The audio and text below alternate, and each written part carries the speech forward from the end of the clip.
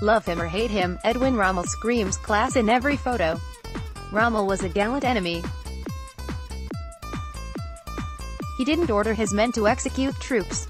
He didn't set out to oppress Jewish populations. In fact, he is said to have ripped up an order from Hitler that ordered him to execute prisoners, and then announced to those around him that the order wasn't clear. Rommel was quite an interfering general.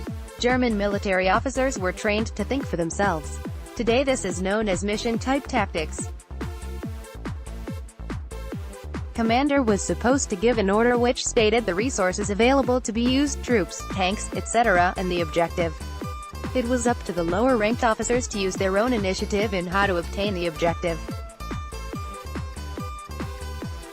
Edwin Rommel gave orders with specific instructions and expected them to be followed to the letter.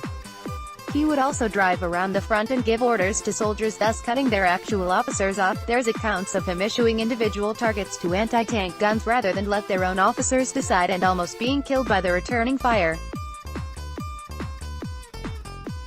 Rommel was loved by the enlisted men under his command and quite detested by his officers, as they considered him interfering and that he didn't trust them to do their actual jobs. As a general, though he acted as a captain, Rommel is quite often praised for his tactical abilities.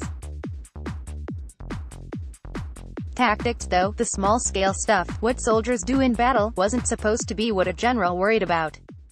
Interesting facts: during the Second World War, in Japanese weekly newsreels, the military victories of the German General Feldmarschall Erwin Rommel in Africa were frequently celebrated, thus establishing Rommel as the Japanese term for victory or success.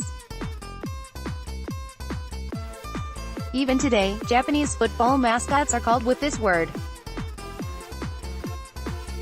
In his memoirs, the Australian General Morshead considered Rommel to be highly predictable in how he would initially attack. This is one of the reasons why he failed to take Tobruk from the mostly Australian garrison.